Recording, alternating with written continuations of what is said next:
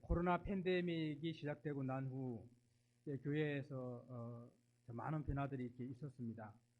힘든 시간들을 보내고 있을 때 새벽 기도에 혼자 이렇게 나와서 기도할 때가 있었습니다. 그 기도하는 순간에 불현듯 두려움이 이렇게 몰려왔었습니다. 아, 이대로 끝이 나는가? 이 상태에서 다시 우리가 회복할 수 있을까?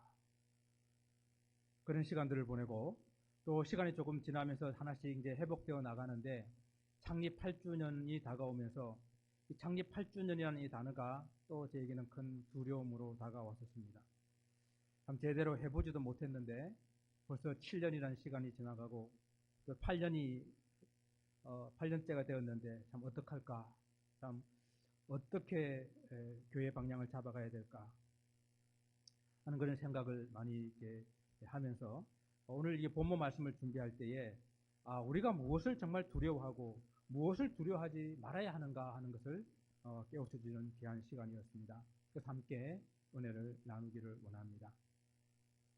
우리가 세상에서 두려워하지 말아야 할 그런 이유가 있는데 그 두려워하지 말아야 할 이유는 우리가 다 주님의 제자들이기 때문입니다. 제자는 스승의 삶을 잘 따라가는 그런 사람이라고 우리가 지난 시간에 이렇게 말씀을 통해서 생각해 보았습니다. 여러분, 좋은 제자가 어떤 제자일까요? 좋은 제자는 그 스승의 삶을 얼마나 많이 닮았는가, 많이 이렇게 동일하게 닮아가는가 하는 것에 있는 것입니다. 그리고 또한 스승도, 이 세상에 있는 모든 스승도 그 제자가 자기와 같든지 아니면 자기보다도 더 이렇게 뛰어난 그런 제자가 되기를 원할 것입니다. 만약 어떤 제자가 배우는 그 당시에 그 스승만큼이나 어떤 실력을 가지고 있다고 한다면 그 사람은 틀림없이 스승보다 더 훨씬 더 나은 훌륭한 제자가 될 수 있을 것입니다.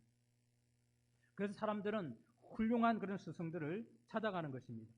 훌륭한 스승의 가르침을 받아서 그런 스승과 같은 인격과 실력과 명성을 얻기만 한다면 그 제자는 반드시 그 세상에서 삶을 성공할 수 있기 때문입니다.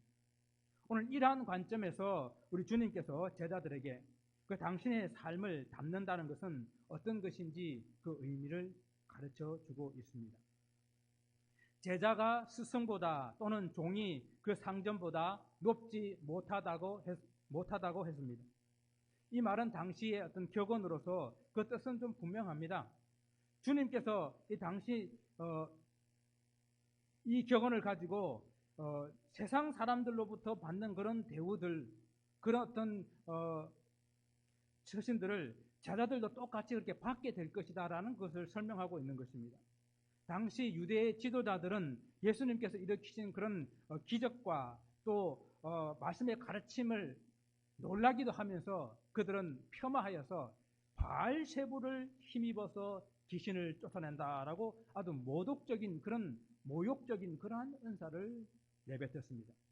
그래서 오늘 본문의 25절 말씀을 보게 되면은 집주인을 바알세불이라 하였거든 그 집 사람들이라 라고 말씀을 하신 거예요. 바알세불이라는 이 말은요, 파리들의 어떤 왕이다, 아니면은 아주 사람들이 그 배설물의 왕이다라는 그런 뜻을 가지고 있는데 예수님의 그런 모든 사역과 기적을 아주 폄하시키고 모욕하기 위한 그런 호칭으로 그렇게 불렀다라는 것입니다.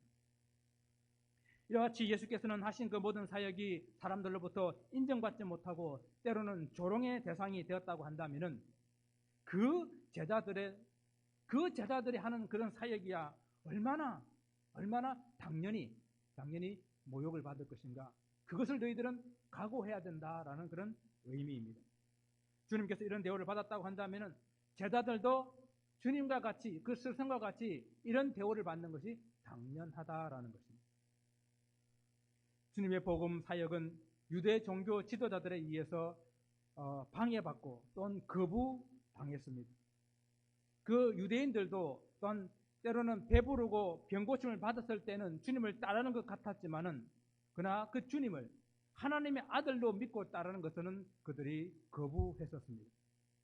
그래서 결국 주님께서는 사람들로부터 거절받고 사람들로부터 존경받지 못하고 또 사람들로부터 미움받고 배척받는 이 모든 일을 통해 가지고 그들을 구원하기 위해서는 십자가를 지시는 그 길밖에 없었다는 이야기입니다. 그래서 주님의 제자들도 장차 사람들로부터 거부를 또한 미움을 받을 그런 각오를 해야 될 뿐만 아니라 그 주님의 십자가를 지는 삶을 살아야 한다라는 의미죠. 주님께서는 제자들이 세상들로부터 존경받지 못하고 때로는 대우받지 못하고 또 인정받지 못하는 그런 훈련을 하고 계신 모습을 보게 됩니다. 어쩌면 이렇게 거부당하는 그 일에 대해서 면역력을 가질 수 있도록 그 훈련 기간 동안에 존경받고 사람들로부터 인정받는 그 자리는 피하고 고난받는 자리를 계속해서 인도해 나가는 모습을 보게 됩니다. 그래서 실제 그 삶의 현장에서 사람들로부터 거부당할 때 실망하거나 낙심하지 않도록 우리 주님께서는 제자들을 훈련하신 것입니다. 그런데 지금 오늘 우리의 모습을 한번 돌아보십시다. 지금 우리는 너무 잘 대접받고 너무 존경받고 혹 너무 인정받고 있는 것은 아닌가 생각을 해봅니다. 정말 주님의 뜻대로 잘 살아서 이런 것이 아니라 어쩌면 우리가 주님을 너무 닮지 못했기 때문에 주님께서 가신 그 길을 걷지 않았기 때문에 주님의 십자가를 부끄러워하고 주님을 쫓아야 하는데 그런 삶을 살지 않았기 때문에 우리는 세상들로부터 대우받고 존경받는 삶을 살아가고 있지는 않는가 역설적인 생각을 해보았습니다. 주님의 십자가보다는 우리는 면류관을 쓰는 것을 더 좋아한 것이 아닌가 우리 자신을 돌아봅니다. 주님과 같은 그 길을 걸어서 주님과 같은 대우를 받았으면 좋겠습니다. 오늘 본문에는 두려움이라는 단어가 4번이나 나오게 되는데 이건 우리 인생 가운데에 얼마나 이렇게 두려워할 일들이 많은지 삶 가운데에서 두려움이 차지하는 비중이 많은지를 나타내 준다고 할 수 있겠습니다. 성경 전체에도 두려움이라는 단어가 400번이 넘게 나와요. 루마니아 출신인 리처드 범 브란트라는 목사님이 계시는데 원래 이분은 이제 유대교 기독교인입니다. 26살 때에 개종해가지고 기독교인이 되었는데 구소련 공산당에 의해 가지고 14년 동안 감옥에서 옥살이를 하면서 갖은 고문과 핍박을 받았던 그런 사람입니다. 그가 고난을 많이 받았는데 그가 정말로 괴로웠던 것은 감옥 생활이 아니라 그 속에서 있는 두려움이었다고 합니다. 그래서 이 두려움을 어떻게 이겨낼 수 있을까 기도하는 가운데에 그가 성경을 보면서 놀라운 사실을 발견했는데 성경 말씀에 두려워하지 말라라는 그 말씀이 365번 나오더라는 겁니다. 하나님을 믿는다고 하는 주님의 길을 따른다고 하는 것은 365일 매일 두려워하지 말아야 된다라는 그런 주님의 뜻으로 깨닫고 그가 감옥 생활에서 그 두려움을 이겨냈다라고 간증을 한 것입니다. 이 세상에는 온통 우리를 두렵게 하는 것들로 가득 차 있습니다. 우리 사는 생활 가운데서 하루도 근심 걱정 없는 날이 없이 이 문제가 해결되면 또 저 문제가 이 아들이 종교하면 저 아들이 조용하면 딸이 여러 가지 문제들을 일으키는 이런 세상 가운데 우리는 살아가고 있습니다. 그때마다 오늘 우리는 주님께서 우리에게 하신 이 말씀을 기억해야 됩니다. 두려워하지 말라. 주님께서 제자들을 세상으로 내보내시면서 그들도 주님과 같은 대우를 받을 것을 각오하고 두려워하지 말라라고 본문을 말씀하고 계신 겁니다. 두려워하지 말아야 하는 그런 이유는 진리는 반드시 빛으로 드러나기 때문에 우리는 두려워할 필요가 없다는 이야기입니다. 오늘 26절 말씀을 보게 되면은 그런즉 그들을 두려워하지 말라. 감추인 것이 드러나지 않을 것이 없고 숨은 것이 알려지지 않을 것이 없느니라 라고 말씀을 하고 있습니다. 이 말씀은 하나님께서 살아계시고 그리고 사람들의 모든 것을 지켜보고 계신다는 그런 의미로 사용된 말씀입니다. 그러므로 제자들이 복음 전하는 사명을 감당할 때에 아무도 보지 않는 것 같지만 또 아무도 알아주지 않는 것 같지만 살아계신 우리 하나님께서 보고 계시고 살아계신 그 하나님께서 인정해 주신다라는 말씀입니다. 또 복음 전하다가는 때로는 핍박을 받고 미움을 받을 때도 있지만은 그러나 그 순간순간에도 우리 하나님께서 지켜보고 계시니 우리가 두려워할 필요가 없다라는 말씀입니다. 또한 감추인 것이나 숨은 것이 드러나지 않을 것이 없다라고 했는데, 이 말씀은 당시에 예수님의 제자들이 아직은 공식적으로 드러내놓고 복음을 전할 수 없었던 그런 상황을 잘 설명해 주고 있습니다. 예수께서 복음을 전하실 때 아직 때가 이르지 아니하였기 때문에 드러내놓고 복음을 전하지 아니했습니다. 때로는 어떤 일을 하시고 난 다음에 엄히 경하여 사람들에게 이러지 말라 했지만은, 그러나 진리라고 하는 것은 그렇게 감춰져 있는 것이 아니라 주님의 소문은 더 멀리 퍼져나갔던 것을 성경은 기록하고 있습니다. 또한 이 주님의 이 말씀은 주님의 부활 이전에는 주님의 제자들이 어두운 데에서 혹은 기속말로 주님의 복음을 듣고 그들이 배웠지만은, 그러나 주님의 부활 이후에는 그들이 온 세상 가운데서 밝은 데서 지붕 위에서 모든 사람들이 듣도록 선포하는, 전파하는 그런 복음 전도의 기회가 오게 될 것이라는 말씀입니다. 정말로 주님의 말씀처럼 땅끝까지 이르러 주님의 증인되는 삶, 온 세상으로 주의 복음이 선포되어 나가는 그런 역사가 일어나게 된 것입니다. 제자들이 이런 삶을 살면 살수록 유대 사내들인 공예로부터 더 많은 미움과 박해를 받을 것이고, 또 많은 해당으로 끌려가서 매를 맞고 채찍을 당하게 될 것입니다. 그러나 그때에도 그들의 거부와 미움과 박해를 두려워하지 말라라고 오늘 본문은 우리에게 권면하고 있는 것입니다. 또한 저들을 두려워하지 말아야 할 또 다른 이유가 있습니다. 28절 전반부 말씀인데요, 몸은 죽여도 영혼은 죽이지 못하는 자들을 두려워하지 말라라고 말씀하시는 것입니다. 복음을 전하다가 제자들이 핍박을 받아요, 고난을 받습니다, 채찍을 맞습니다, 공회에 끌려가요. 그리고 그들이 당하게 될 최악의 경우가 뭡니까? 죽음인 것입니다. 그래서 사실 우리의 모든 두려움의 그 발음에 밑바닥에는 무엇이 있습니까? 죽음이라는 두려움이 있는 거예요. 죽음 때문에 두려워하는 거예요. 죽을까 봐. 이 시초가 되는 것이 창세기 3장 말씀입니다. 창세기 3장에 보게 되면 바로 이 두려움이 죄로부터 말미암아 왔다는 사실을 우리는 잘 알 수 있게 됩니다. 선과 악을 알게 하는 나무의 실과를 따먹으면 어떻게 된다고요? 정녕 죽으리라 말씀하셨습니다.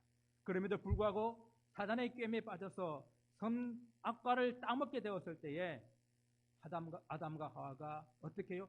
두려워서 숨었어요. 바로 이것이 성경에서 최초로 사용된 두려움이라는 단어입니다. 여기 시작된 두려움은 모든 인간의 마음에 자리 잡게 되었고, 그 끝에는 죽음이 있는 것입니다. 그리고 사람들은 그 죽음으로 인해서 그 두려움의 모든 것에 지배를 받는 삶을 살고 있는 것입니다.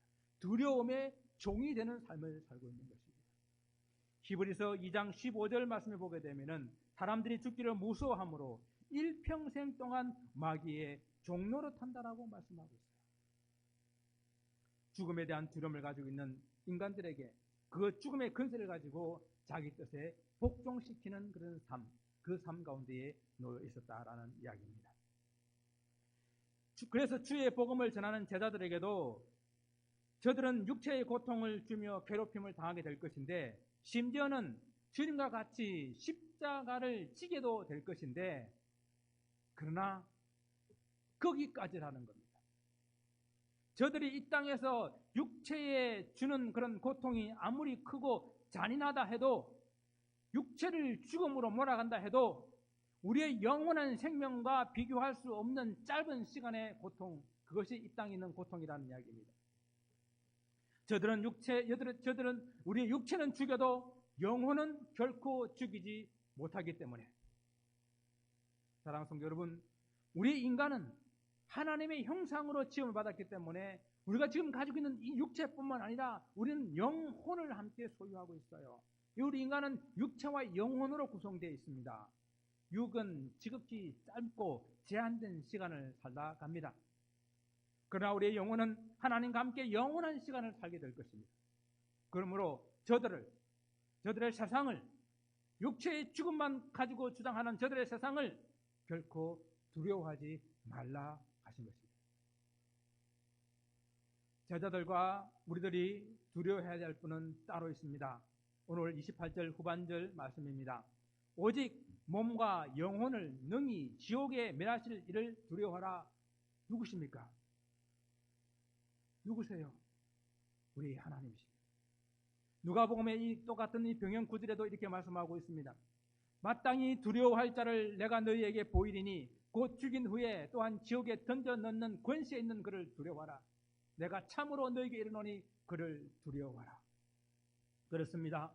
우리의 창조주 하나님을 우리는 두려워해야 합니다. 이사야 8장 18절에서는 그들이 두려워하는 것을 너희는 두려워하지 말라. 놀라지 말고 만군의 여호와 그를 너희가 거룩하다 하고 그를 너희가 두려워하며 무서워할 자로 삼으라 라고 말씀을 하고 있어요. 사람들이 두려워하는 것을 우리 성도들이 동일하게 그들을 두려워할 필요가 없다라는 말씀입니다. 사람들이 이 세상의 것들로 두려워하기 때문에 이 세상을 의지하고 이 세상의 힘에 붙들려 눌려 그렇게 살 수밖에 없는 것입니다. 조나단 에드워드 목사님은 이 시대의 가장 큰 제약이 뭐냐? 하나님의 백성들이 하나님을 기뻐하지 않는 것과 그리고 하나님을 두려워하지 않는 것이다 라고 말했어요. 신학자 벵겔이라는 신학자는 하나님을 두려워하는 자는 하나님 외에 아무것도 두려워하지 않는다고 했습니다. 그래요. 정말로 두려워할 자를 두려워하는 것, 그것이 참된 신앙입니다. 두려워할 자들을 두려워하는 것, 그것이 우리의 삶 가운데 참된 우리를 신앙으로 경건함으로 신실함으로 우리를 이끌어가게 됩니다. 우리는 두려워할 대상을 바로 알아야 할 것입니다. 이러한 믿음을 가진 시편의 기자가 이렇게 고백합니다. 주는 나를 돕는 자시니 내가 무서워 아니하겠노라. 사람이 내게 어찌하리요. 오직 만군의 여호와 하나님 그분만을 두려워하고 그분만을 무서워하라는 것입니다. 여러분, 하나님을 바로 알고 두려워하는 것이 참 지혜입니다. 그러나 이 두려움이라는 이것은 이 존재에 대한 공포나 무서움이 아니라 우리 신적인 이 존재에 대한 경외함이에요. 그래서 모든 인생은 하나님에 대한 경외함이 있어야 됩니다. 그래서 이 경외함이 우리로 하여금 하나님 앞에 날마다 우리의 옷깃을 여밀고 그리고 하나님 앞에 신실하고 경건한 그런 삶을 살게 합니다. 그래서 자문에서는 여호와를 경외하는 것이 지혜와 지식의 근본이라고 말씀하고 있지 않습니까? 세상을 두려워하지 아니하고 하나님을 두려워하면 하나님의 그 거룩함을 우리는 닮아갈 수가 있게 되는 것입니다. 우리의 모든 삶을 지켜보시는 하나님 앞에서 우리가 살아가는 것이기 때문에 날마다 보람되고 그 하나님 앞에서 살아가기 때문에 우리의 삶 그 자체가 경건한 삶을 살게 된다는 것이죠. 여러분 그렇지 않으세요? 하나님이 안 계신 곳이 없어요. 우리가 주님이 하나님 함께하지 않는 곳이 없습니다. 모든 곳에 하나님 함께하시고 모든 곳에 하나님 계신데 우리는 사람이 안 보면 하나님이 없는 것처럼 살아가는 그런 삶, 그것은 위에 계신 하나님을 인정하지 않는 삶이에요. 모든 곳에 계시는 하나님 앞에서 하나님께는 신실하고 사람들에게는 진실한 그런 삶을 우리가 살아야 하지 않겠습니까? 하나님을 경외함을 살아가는 이 세상 살아간다고 한다면 우리는 이 세상에서 그 어떠한 것들도 두려울 것이 없을 것입니다. 그러므로 하나님의 사명으로 세상으로 복음을 들고 나갈 그런 제자들에게 그리고 하나님을 경외하며 매일매일을 살아가야 할 사랑하는 우리 성도들에게 주시는 오늘 결론의 말씀은 두려워하지 말라라는 말씀이에요. 그래서 하나님께서 그의 사랑하는 백성들을 얼마나 아끼시는지 그 비유의 말씀을 오늘 하고 계십니다. 그 예로 참새를 예를 들고 있어요. 여러분 참새 2마리가 한 아사리온에 팔린다 그랬습니다. 그 정도로 이 참새라고 하는 것은 참 이스라엘에서 사람들이 날아다니는 조류 중에서 먹을 수 있는 가장 흔하고 가장 값싼 그러한 것들의 대표적인 것이 참새예요. 그리고 이 아사리온이라는 이 단어는 이 돈은 로마에서 사용하고 있는 그런 동전인데 아주 작은 그런 단위의 동전입니다. 한 데나리온이 한 사람이 하루에 일한 그런 품삯이라 그러잖아요. 그것의 16분의 1이에요.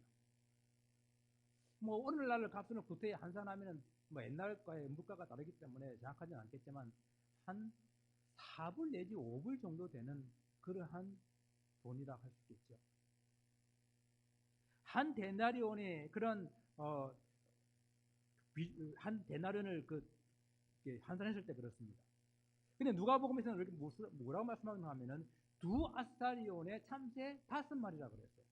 자, 한 아사리온의 참새 2마리, 두 아사리온의 참새 5마리. 그러니까 두 아사리온 주면은 하나 더 덤으로 끼워가지고 5마리 주는 그러한 보잘것없는 헌에 빠진 그러한 참새라 하더라도 하나님께서 허락하지 않으시면 그 하나도 땅에 떨어지지 않는다라는 말씀을 하시고 계신 것입니다. 가장 싸고 흔하고 가장 많은 것을 취급되는 그런 참새 한 마리도 하나님께 허락하지 않으면 땅에 떨어지지 않는데 하물며 너희들이 갚으나라는 말씀. 그러므로 우리 주님께 주시는 우리 하나님께 주시는 이 권면의 말씀에 귀를 기울이시기 바랍니다. 두려워하지 말라. 너희는 많은 참새보다 더 귀하니라. 사실 참새와는 도저히 비교할 수 없는 그런 하나님의 형상으로 지음을 받은 우리 인생들을 하나님께서 어찌 지키고 보호하지 않으시겠느냐라고 말씀하십니다. 여러분, 우리가 보통 사람입니다. 우리는 하나님을 아버지로 부르는 하나님의 자녀들이 아닙니까? 또한 하나님께서는 사람의 머리털까지도 세실 정도로 당신의 관심을 가지고 있는 그런 사람이라고 말씀하고 있습니다. 사람의 머리털이 하루에 50개 내지 100개를 빠진다면 저는 훨씬 많이 빠져가지고 이런 모습이거든요. 그렇게 흔하게 많이 빠져버리고 다시 나는 그러한 머리털마저도 하나님께서 다 세신바 되신다고 그랬습니다. 그렇다고 한다면 하나님의 사랑하시는 당신의 자녀들은 얼마나 아끼시고 지키시고 보호하시겠느냐라는 말씀입니다. 베드로 사도는 시편 34편의 그 말씀을 인용하여서 이렇게 말합니다. 주의 눈은 의인을 향하시고 그의 귀는 저의 간구의 귀를 기울이시 주의 낮은 악행하는 자들을 향하신다라고 이렇게 베드로전서 3장 12절에 말씀하고 있습니다. 살아계신 하나님께서 그의 백성들을 지켜보시고 또 그 간구의 귀를 기울이시기 때문에 전혀 두려워할 필요가 없다라는 말씀입니다. 이제 다시 사명을 향해 나아가야 하는 그런 제자들에게 주님께서는 권면하십니다. 주의 복음을 전하다가 때로는 공회에 끌려가고 때로는 회당에서 채찍을 맞고 또는 임금들과 총독들 앞에 끌려갈 때에도 저들을 두려워하지 말라. 그리고 그 앞에서 나를 시인하라라고 말씀하십니다. 그러한 위협 앞에서도 주님을 시인하게 되게 되면은 주님께서도 하나님 앞에서 그들을 시인하게 될 것이다 라고 말씀하십니다. 여기서 주를 시인한다고 하는 것은 예수님을 하나님의 아들로 우리를 구원할 구세주로 고백하는 것을 말합니다. 주님 외에는 다른 구원할 이가 없다라는 것을 선포하는 것을 말합니다. 정말 베드로가 했던 그 고백처럼 어떤 상황 속에서도 우리는 주는 그리스도시요 살아계신 하나님의 아들입니다라고 선포하고 우리가 하나님 앞에 시인하는 그런 모습을 말하는 거예요. 수많은 핍박자들이 사람들에게 이것을 시인하지 말라고 예수를 모른다라고 고백하라고 그렇게 총과 칼을 겨누르고 수많은 이런 박해를 했지만 우리의 믿음의 선조들이 그 상황 앞에서도 주님을 나의 구세주로 하나님의 아들로 시인했던 것을 우리는 알고 있습니다. 또 하나가 반대로 그러나 눈앞에 있는 사람들을 두려워하며 또 그들 앞에서 주님을 부인하면 주님께서도 하늘에 계신 아버지 앞에서 그를 부인할 것이라 경고하십니다. 이것은 최종적인 심판의 날에 있을 그 상황을 말씀하시는 거예요. 물론 우리가 살아가는 삶의 과정들에서도 우리가 주님을 부인하지 말아야 됩니다. 그러나 최종적으로 정말 주님을 모른다라고 부인하게 될 사람은 더 이상 기회가 없기 때문에 그 마지막 날 그 주님 앞에 서게 됐을 때에 주님도 모른다라고 부인할 수밖에 없는 그런 상황이 오게 될 때에 그때는 육신의 죽음뿐만 아니라 우리 영혼이 심판받을 수밖에 없는 그런 상황이 오게 될 것입니다. 무엇이 두려운 것입니까? 이것이 가장 두려운 것이에요. 이 세상의 어떤 것들보다도 마지막 그날에 주님 앞에 서게 됐을 때에 주님께서 나를 모른다고 하시는 그 일이 이 세상에 가장 두려운 일이란 사실입니다. 사랑하는 성도 여러분, 사람들 앞에서 십자가를 부끄러워하지 마시고 십자가의 도를 전하는 우리가 되어야 할 것입니다. 십자가는 바로 우리의 자랑이요 우리의 생명이기 때문입니다. 우리가 십자가를 부끄러워하지 아니할 때에 주님께서도 우리를 부끄러워하지 아니하고 자랑스럽게 여길 것입니다. 내가 하나님을 경외하고 주를 믿는 그런 크리스찬임을 내가 어떤 상황 가운데서도 당당하게 그렇게 밝히고 살아야 합니다. 어느 날 나의 동료가 당신이 기독교인이었습니까? 라고 말하면 그것은 칭찬이 아니라 욕인 것이에요. 내가 전혀 기독교인으로 살지 못했기 때문에 나의 어떤 모습들 속에서도 내게 그저의 향기를 맡지 못했기 때문에 그렇게 말하는 것 아니겠습니까? 어느 날 그래서 그랬군요. 당신이 기독교인이었기 때문에 그랬군요 라고 하는 것도 50점의 점수는 받게 됩니다. 그러나 그보다 더 어떤 상황 가운데서 나는 먼저 하나님의 백성임을, 나는 먼저 크리스찬임을 선포하고 살아가야 돼요. 그럴 때에 내 삶이 경건해질 수밖에 없어요. 하나님이 앞에서 살아갈 수밖에 없다라는 이야기입니다. 육신의 시간 동안 받는 괴로움, 고통, 어려움은 힘들지만 지나가게 됩니다. 주님께서 이제는 주의 복음이 세상 모든 곳에서 선포되어야 할 때가 되었다라고 말씀하시며 그 사명을 저와 여러분에게, 우리 남가주 예수사랑교회에게 맡겨주셨습니다. 이 일을 위해서 여러분과 저의 남은 시간을 기꺼이 사용하여서 주님을 기쁘시게 하는 그런 교회가 되도록 또 그런 저와 여러분 되기를 다시 한번 주님의 이름으로 축원을 드립니다.